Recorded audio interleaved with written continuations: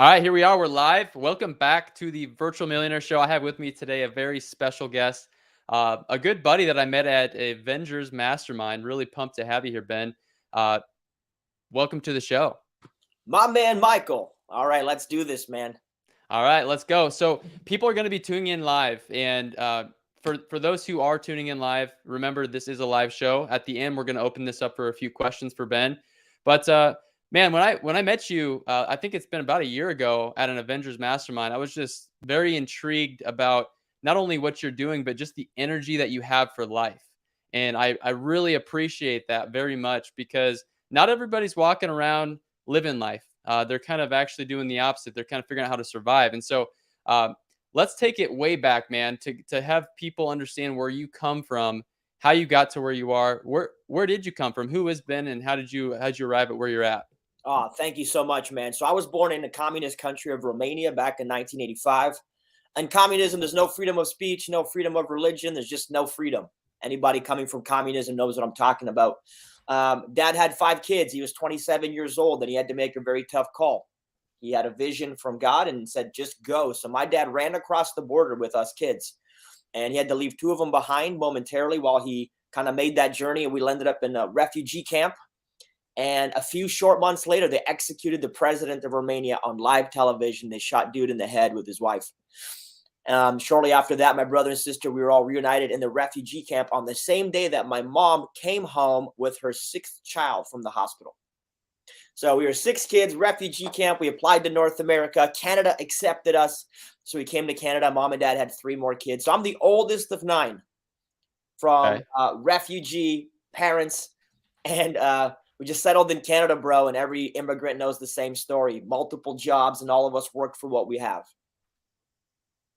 Right, right, right. So, wow, man. So you came from just a crazy, crazy environment. And what was that like living in that environment before you guys were able to escape and kind of get out of there? Because, man, it's not every day you see a president executed on live television. That's pretty traumatic, I would imagine. Yeah, well, the environment was they told you what to do and how to think. They told you what to eat and how much of it, and everything was controlled by the media. So there's propaganda left, right, and center. I mean, not, dude, honestly, not that much different than the last couple of years in some ways. Right. But you were only allowed to do what you were allowed to do. There was no freedom. So take all your freedoms away, and you'll get a sense of what communism looks like. It is not a happy place. Definitely for people who are enterprising. Definitely for people who have faith and vision. Definitely for people like me who dream and build things. You can't build anything in communism. You just do with what they tell you to do. It's as simple as that. So, dude, life is just, it's unbearable. It's just not a place you want to be. But eventually, when we finally got out, it was a whole different life experience, man. So we had to go. Yep, yep. And so at what point did you get out of that environment, and what did that look like when you finally were able to move from Romania to because you're in you moved to Canada. Yeah, so I mean, I was a young boy. I was 4 years old when dad ran across the border. And when I mean ran. Like, it took us 2.5 days of hiding, running, and caravanning to get to this refugee camp in Austria where we lived. And then I got to Canada at about 6 years old. So, I mean, I did most of all my formal schooling in Canada, and I lived in Canada for 30 years.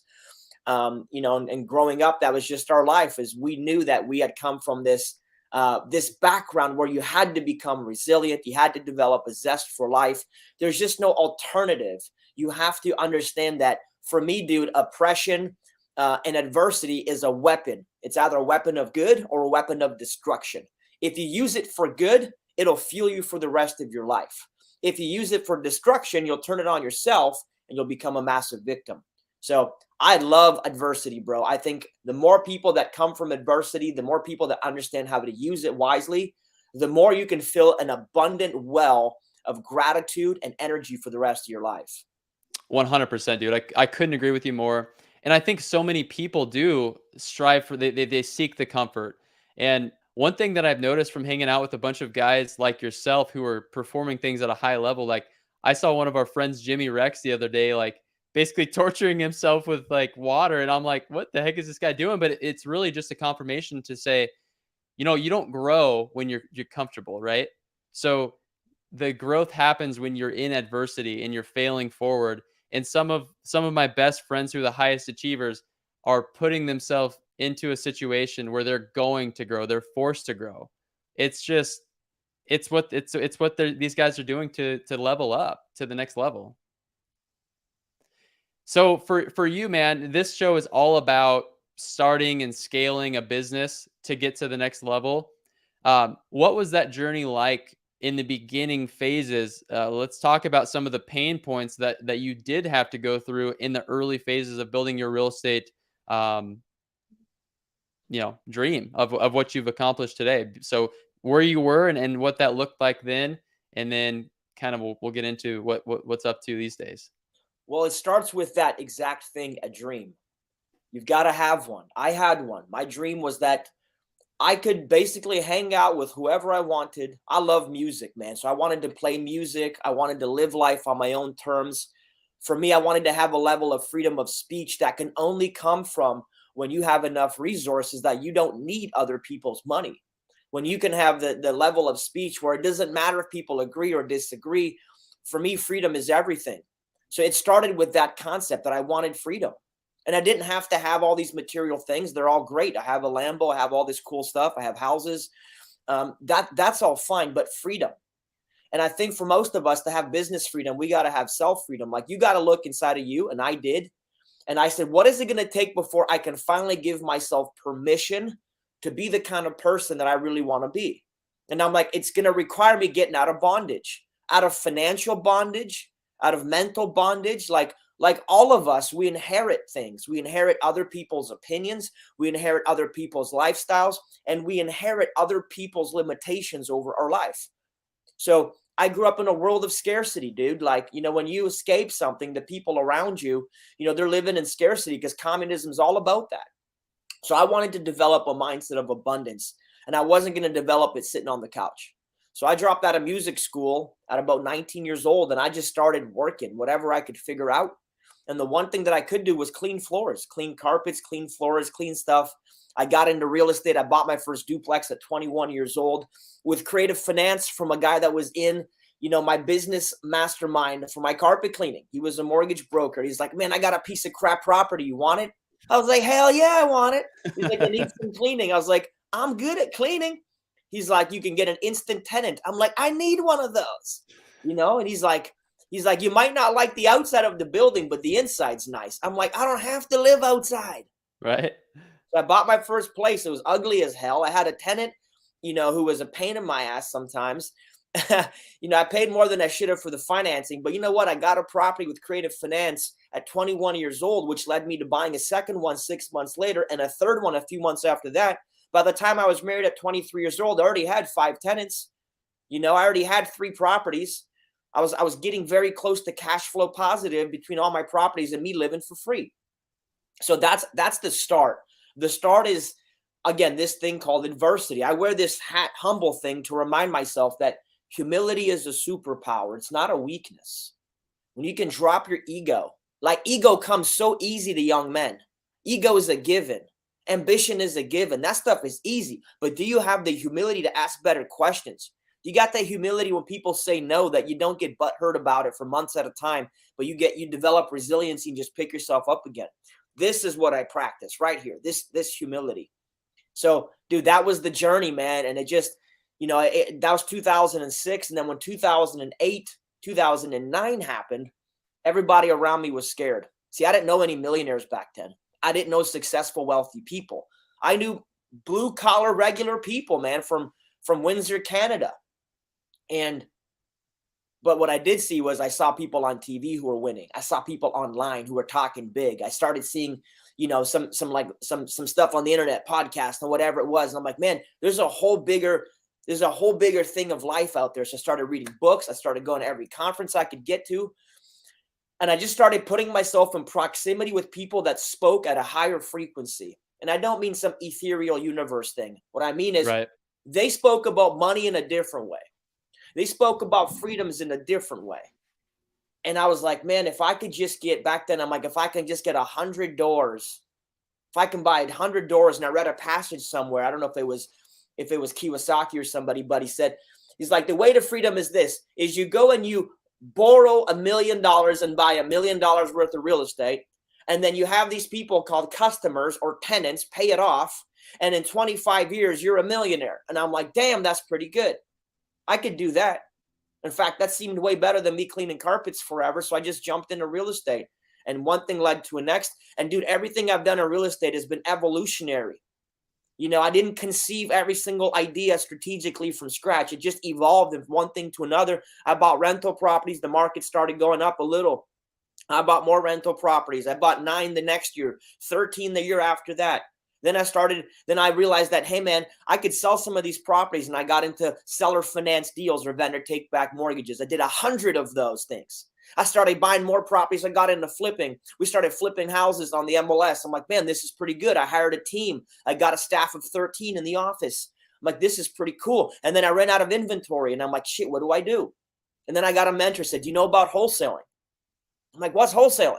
He's like, go get your own deals, bro. Okay, man. Then I started a wholesaling, and I started doing a whole bunch of wholesaling books in Canada. I wrote a book on it called Real Estate Secrets Exposed, and I started teaching people about it. And that book led to a nationwide education company called Cashflow Tribe. We have thousands of members. We have a mastermind, and we preach one thing: financial, mental, spiritual freedom. Freedom's the word. Amen, man. Well, there's so much to unpack there, but thank you so much for breaking down your story, because how important is it to at least just start? I feel like so many people try to figure out all these details ahead of time, which is why I think you do need to have proximity, like surrounding yourself in that group, whether it's your tribe or anybody else's tribe. It changes the brain, the brain juice, the waves that are going through your head of what is even possible. You didn't make excuses, right? You didn't have any money. You were cleaning. How would excuses have done anything good for you? So you found a way to buy, and that was creatively. And then one thing that has really stuck out to me with one thing that you've mastered is raising private capital. I really want to talk about that, because I think a lot of people, they do use excuses, and they think that they have to save 20% down and they have to work a job and make a lot of income. But that's just not so. Like, let's talk about private capital and how valuable that has been for you, and a little bit of some of the approaches you've taken. Yeah, this is easy, man. I'll give you all the highest nuggets. So if you're listening at home, take some notes. I'll just start off with this. Number one, stop consuming every damn thing. A lot of real estate investors aren't real estate investing. That's just a fake name. Y'all are consumers. You go to a bank that was designed to sell you a mortgage so that you could live in a house with your family and your kids. And you use the same approach that you did to buy a house to go and try to buy a business, try to buy investment deals, trying to buy properties. Like, that bank wasn't designed for that. So I get people who show up and like, hey, the bank said that my total debt service ratio is out of whack. It's over 42%. They won't give me any more money. It's because you're consuming mortgages, not investing in real estate. So I think people need to stop consuming. Whatever somebody told you was the process or the plan for how to get deals done. Like, listen, we've closed on 300 transactions. And I'm telling you, unless somebody's done that, they're going to speak from a consumption level. Your friends, your neighbors, whatever, tell you, go to the bank, go to the bank. Stop going to the bank. Go to a different bank. Find a better way. Find a different process. Using money in arbitrage isn't hard, but you got to download the right thinking. So this is the whole plan. This is the secret. Number one, I learned right off the bat that if I could make a deal work at 8 to 10%, then I could always raise money, because there's always private money looking to park capital. I realized that if I got a deal and I got 2 or 3% conventional financing, which in Canada is only 5 years, by the way, the US has 30-year loans. We got 5-year loans. If I could get a deal and it had to be at 2% or 3%, if it went up 0.5%, if it went up 1%, what was going to happen to me? Would I still qualify? Would I qualify for more deals? So people are skating into this thing called real estate with the wrong process. They're trying to consume their way to wealth. Quit consuming. Create something. So what I learned was like, okay, great. Let me first figure out how to raise money. What does that look like? I learned about RSP mortgages or 401ks. I learned about, people who had access to money. I learned about private lenders. I learned about, hard money lenders. And I'm like, okay, there has to be a place where each of these dollars fits into my equation. So this is my formula. I was borrowing money privately at 10%, 8%, 15% to get into a deal. Because in the short term, cash flow doesn't matter. Right. Cash flow is a long-term KPI, and everybody's so afraid of negative cash flow. I'm not. I want that equity. I want to get a great deal where there's some equity in the deal. where there's some appreciation in the deal. So I get in with short-term money. I then use other types of OPM, credit cards, lines of credit, or other investors at 10, 15, 20%, and rehab, refinance, fix up the property or the deal that I'm working on. And then here's the kicker on the back end that people get stuck. If you want to keep that property, what I do is I have 5 exits on every single deal. Most people give themselves a label: wholesaler, flipper, landlord, lender. Am I right? Yep. What if you took all of those labels and turned them horizontally and they were nothing more than exits in every particular deal? So I'm going to wholesale this deal because it raises cash. Oh, I have a better opportunity to wholesale the deal, which is close it, MLS it, do no work, take more cash. Nope, that doesn't play out. Let me go ahead and flip it, increase the value by doing the lift and then reselling it for top retail because those buyers are less picky. Nope, that's not working out for me. Now I'm going to keep the deal. Let me go ahead and keep the deal with creative financing and try to do a vendor take back. Well, if I do that, then I can get some income. Nope, that doesn't work. Let me keep it as a rental or a long-term Airbnb. See, I have 5 exits on every deal. And here's the secret to never losing money in an up market or a down market. You need to have a secondary and tertiary exit before you jump in the deal. This is why you flippers are getting slammed. Wholesalers are getting slammed because when the market turns, you're not prepared. And the problem with just being a landlord is you'll never have enough active income to ever retire and live the virtual millionaire life. So you got to understand that strategically, if you become like strategy agnostic and you're going to go have an opportunity, what's my best exit based on return on investment and return on time? Sometimes we can make way more money in the short term. I'm not going to keep every deal. People just get so boxed in and then they start doing what? Consuming the strategy. They stop creating, bro. When emotions go up, creativity goes down. That's what happens with real estate people. And they say, I'm a real estate investor. This is the second big tip if you want to raise capital. Stop being a real estate investor and start being a business owner because most people are not investing anything. They're operating a small business and they know the fundamentals of real estate, but they don't know the fundamentals of business, marketing, sales, operations, finance, and people. Yep. You want to raise more money, build a real business. It doesn't like you're only going to have so many dollars to actually invest. Investing to me is a passive strategy. I'm putting money in something, doing zero work, and producing an ROI. That's investing. Not saving 20% down, going to the bank that you got your home loan with, buying a property, going there on the weekends to pick up rent, blah, blah, blah, blah, blah. All of that is an active business. And I think people just don't have the right vernacular. So the way you raise, like I did, $40 million privately, number one, start a business, a real business that does marketing, sales, ops, finance. Go out and procure and find good quality deals that are below market value that have instant equity. That's what you have to do. Instant equity is instant value. That's it. That's the best way. Quit overpaying. As soon as you do that, you're going to find business lenders. Okay. You might find these through brokers. You might find them through friends, family, and other. And there's 2 kinds of loans you're going to get. You're going to get direct equity loans, which means you're going to invest directly on the property, or you're going to get a business loan, which means you're going to invest in your business, in your marketing, in your sales, in your hiring, and your process building to give them a piece, give them a little bit of interest and give them some equity in that. And that's how you can borrow capital. If you can do that, you can recycle that money. So I take my hard money on the front end. You follow me? I take other monies on the flip and the rehab. I have other monies that are going into my business operations, my OPEX and my overhead. And then on the back end, if I'm going to keep the deal, I'll go get what I call a long-term lower interest private lender. And these are people. These are humans. You build a funnel of humans that are looking for that 9, 8, 7, 6% interest. And who are these people? They're non-investors. These are the people fighting inflation. These are the people looking for safety over return. These are people that have some money, they've built some wealth, they've built some equity, and they're scared shitless in this marketplace because they don't know where to park that cash. And there's millions and millions of these people, and they need you almost more than you need them. So if you're willing to work with people, if you're willing to use money, recycle, use money, recycle, you'll never be dependent on a bank who will change their rates or do a cash call on you. Man, I love this. This is, guys, drop a comment for Ben. Let him know that this is absolutely insane value. I don't know about you guys, but I think that was a masterclass in itself. We could stop here and that everyone would be have too much to go take away. So thank you, man. Now, a couple of things that I want to unpack. One of those things is don't be a one-trick pony. Have multiple exit strategies. So you have 5 exit strategies. can we touch a little bit on number 4? You kind of lost me a little bit on exit strategy number 4 about the mortgage proponent there before the last one. Perfect. I'll give you an awesome strategy because listen, I'm super tactical. So I love getting into shows that are not theory based. Your audience will leave with a higher ROI on this show. I promise you, than just about every show, because we're going to get right to the nuts and bolts.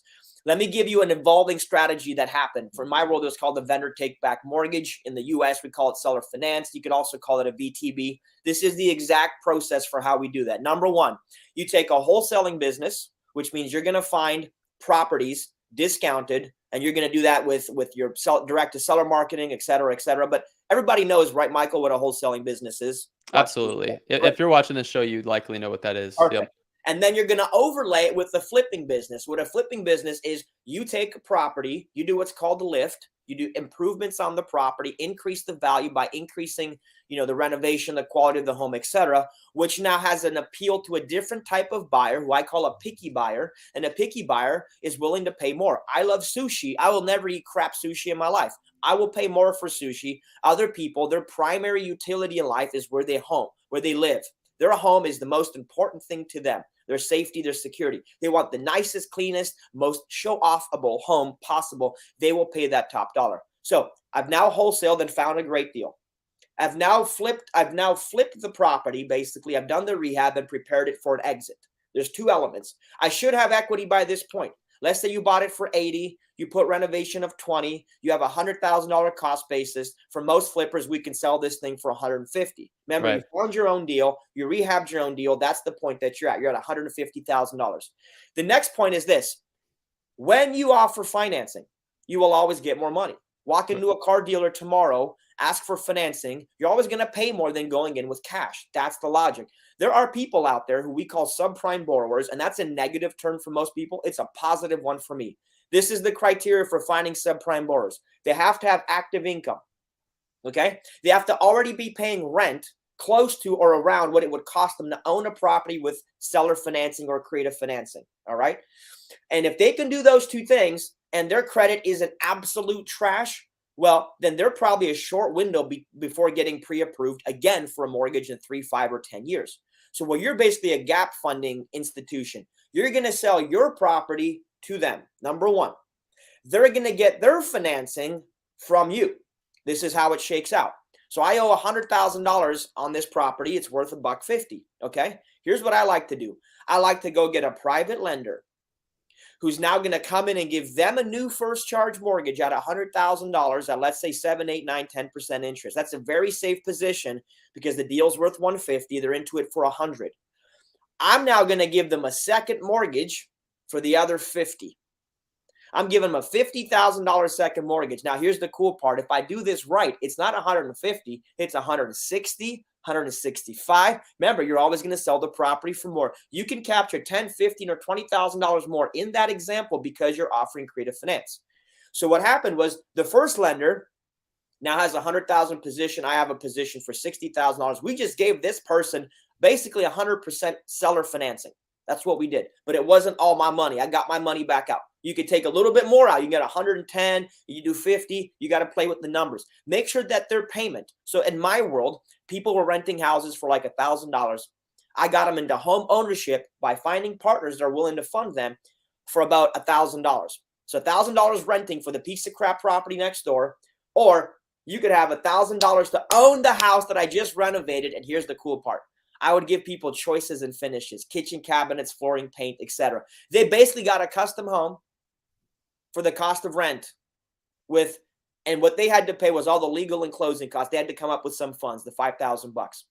Now, where I live, you being a lender is actually far better, more advantageous than you being a landlord. Why? Because the lender laws are entirely different than the landlord laws.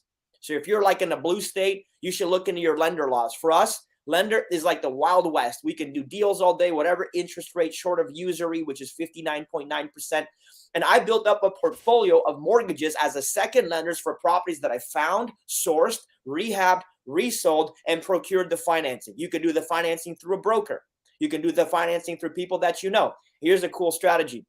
The guy who gave me the loan when I bought my first house at 45 grand, He gave me a first mortgage at 9%. When I flipped that property for 120 in a market where it was worth 100, he actually gave the other person who bought it off of me a $90,000 mortgage. And I provided the second mortgage on. So I rolled his money into another deal on the same exact property, which he knew well. And here's the final piece. Because I'm in second position behind the first position, that means that I take the bulk of the risk. If there's a default that ever happens, the second takes the risk because the first will get paid first. That's what a first charges. The second will get paid second. Right. So you can build a whole portfolio of second mortgages, and mine are between 15 and 30% interest. And they provide a very comfortable virtual millionaire lifestyle. And when I tell you that there's no work to do when you own mortgages versus owning rentals, what I mean to you is it's about 5 minutes a month of checking your cash balance and making sure that that payment, automatic payment, came through your bank account. If not, it's $200 NSF fee every single time. It is probably the best back-end business to operate and own because it requires no labor, no real time. And that really, for me, was mailbox money. So does that give you a good... Oh, 100%. Like that is like, it's everything that you told me the first time we met. That was just a very clear way to spell it out. So everyone listening, like, this is bananas. I don't know of anybody else who's taking arbitrage to this type of a level. And you're not even necessarily caring about owning them because you're accomplishing the same goal. So if you guys don't follow Ben, you must go follow him because, man, I see you everywhere. Like, you're in Dallas today. You'll be in Vegas and probably soon, Arizona. Like, you're all over the place. You're traveling. You're living the life that most people dream about in the virtual millionaire life. But you don't necessarily care about the count of houses. It's the arbitrage that you're making on this debt. So let's talk about the spreads. Like, compound interest is a real thing that not a lot of people really touch on. So if your first guy is getting 8% and you're charging 15%, are we talking 8 to 10+% on every single one of these loans times however many you have? Yeah, so check this out here. So you can do something else. You can do your average loan at 11.25% interest. This is what we did for most of ours. But we offered the first guy 8. So we arbitraged between 11.25 and 8 on what he was getting. And we rolled that into the second. So the second was also 11.25. By the time you look at the second and you take the added benefit from the first, it's closer to 15, 16% return on the second that you can do. And you can play this game because you set it up. You set up the deal, right? And again, if you need to go through a broker in your state, whatever, that's fine. But you set up the deal. You're second on the property. Here's the worst case scenario. The guy doesn't pay. I take back the property that I know and I rehabbed. And I put it back for sale in 35 days. So listen, all of life is an arbitrage. Here's what people don't realize. There are the people that understand the power of leverage and they focus on mastering leverage. And there's the people that'll never understand leverage. Leverage is the game of business and real estate and relationships, and everything is leverage. OPR, like everything is other people's something. Right. When you master that game, dude, my whole life is a leverage. I don't care about the number of units. I care about quality of life. Can I literally work 2 hours a week and have an incredible quality of life that pays for my entire, like, we live on the road, bro, in luxury resorts, and we're flying private and we're doing all this stuff every month because I believe in the power of proximity. So I'm spending this season of my life on the road, hanging out with people, going to events, going to retreats, having a good time, playing music, the thing that I love to do. I'm arbitraging this game of money using somebody else's resources that don't know how to get deployed because they have a low confidence and a low knowledge base, deploying it into things that are smart, intelligent, and have a mitigated risk profile, and I get to keep the delta. So most of the deals I do have a 10, 15% spread. Most of the deals we do today. Now, let me tell you this one piece. I think everybody at home, if you want to be a virtual millionaire, this is how I'm thinking about it. Get rich and then get wealthy. Too many people that are sitting at home right now, man, they're buying multifamily, using all their money to do it, and they're getting $200 a month of cash flow, and they're still working that piece of crap job. And they'll do that for the next 30 years. And you don't have time. That's the problem. You got to figure out a way to get rich now. And rich is whatever your lifestyle is. Make sure that you're not putting 40, 50, 80 hours a week to facilitate that lifestyle. Rich is working 5 hours a week or less and having the lifestyle that you want. You want a low quality lifestyle or a low expensive lifestyle? That's fine. I like nicer things. I like to travel. I like to have cool things. So, mine's going to cost me a little bit more. Get to that point where money is no longer the decision maker in your life. When money is no longer at the center of your focus, your creativity will come back. Now you can get wealthy. So now we're using arbitrage to buy these super awesome luxury properties all over the West Coast. My wife is buying luxury Airbnbs in Vegas. She bought 4 of them this quarter. There's about $8 million of real estate she just closed on, and making pretty awesome cash flow. Like, I think this is the game: cash and then cash flow. Cash and then cash flow. You got to make cash to spit it back into cash flow. But if you're taking your earned income and you're going to cash flow, I think you got the wrong formula. It's consumption.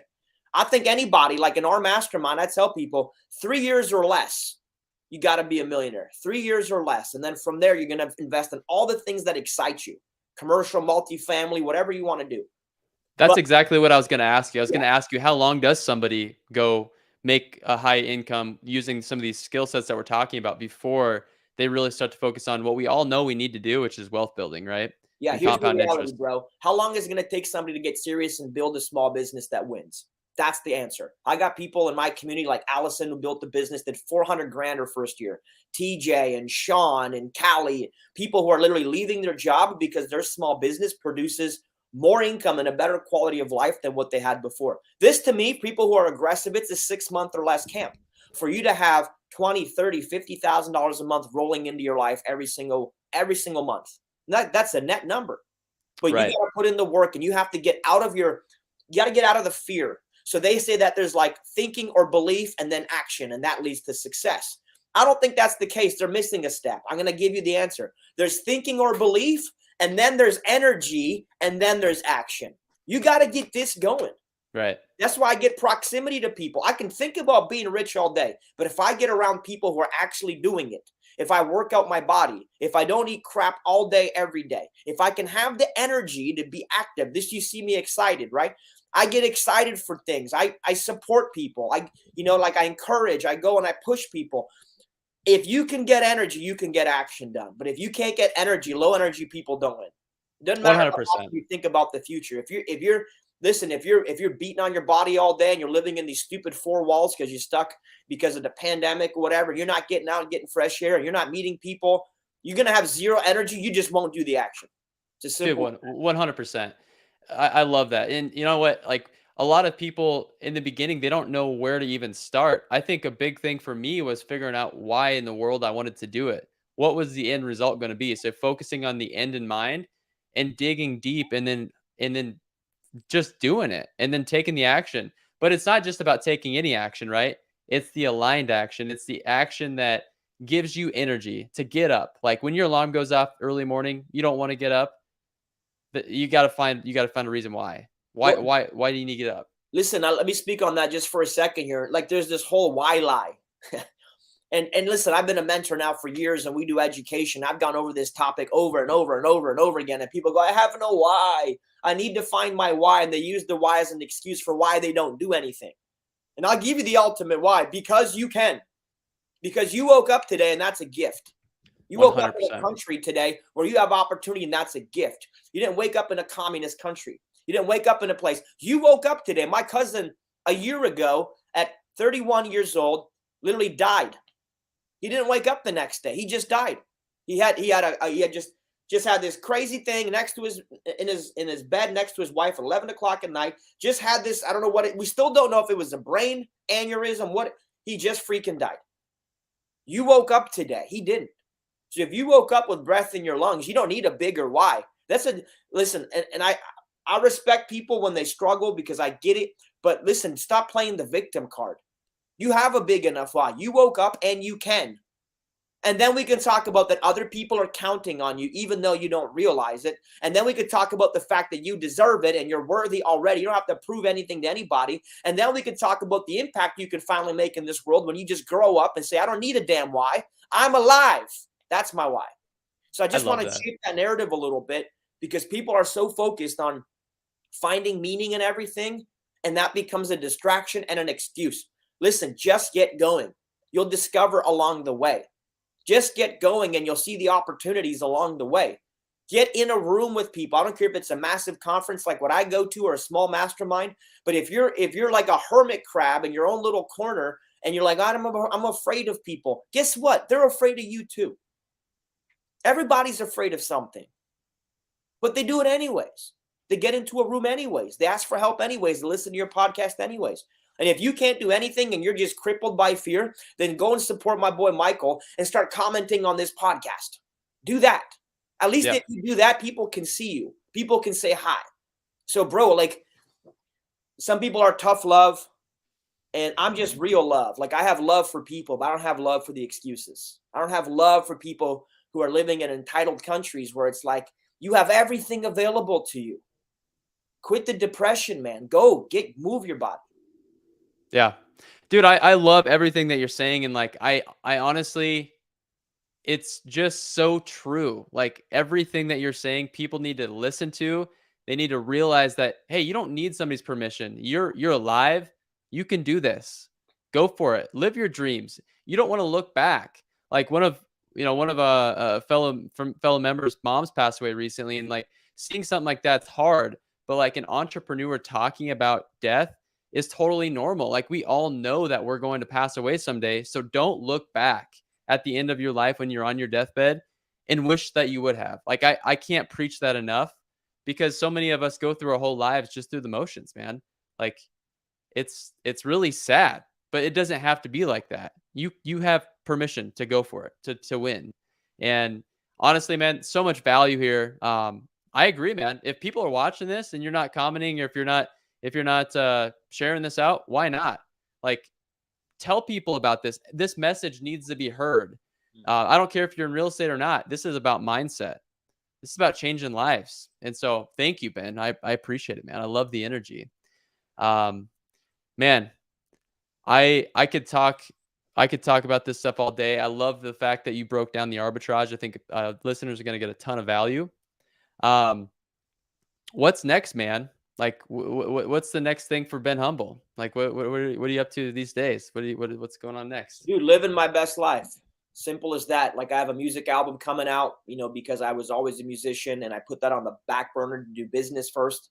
So it's weird, I get buddies who did music for 10, 15 years. Now they're trying to figure out the money game. I did the money thing first, got that out of the way. Now I'm trying to figure out the music game. So I'm just learning. I'm staying humble about it. I'm trying to get this first album out. I just want to live a life, man, where if you're like me, and by the way, I don't have ADHD, OCD, ADD, ACDC. I don't have none of that crap. Most of us don't actually have that. We just need to be inspired all day. Everybody's trying to pump you with medication and stuff for no good reason. I just want to live a life where I'm inspired. And when I create things, I stay inspired. So I'm traveling. Wherever I want to go, I'm just going. It's as simple as that. I'm investing in things. Like, I love investments now. I think they're cool. I think it's awesome to watch your crypto portfolios and your real estate portfolios. You can have everything, your business portfolio. You can have different things. And I have a business portfolio. I have an investments portfolio. I have real estate stuff that's happening. I have different partnerships that we're launching. And we're doing events, man. We run these retreats for people where we just break them out of their stupidity. Literally. We do these humble retreats, man. We have one in November in Vegas. And we break people out of their bondage. We get people out of their environment where they're so complacent, and we put them in an environment where they can win. And sometimes, man, what I've learned in life is that if you want to win, move your body, get to a place where people are winning. It is the fastest way. All of my friends and the people that I respect and I care about, I've met in a mastermind or in a real estate event or in a business event. I don't meet people at Starbucks that are lifelong friends.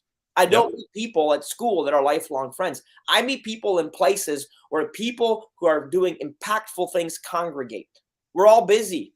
So if I can give a piece of advice to people, it's just show up. Yep. Show up. And when you show up, show up. Don't be distracted. Don't be hiding in the corner. So for me, bro, we've been in, I think, 6 cities in the last month and a half.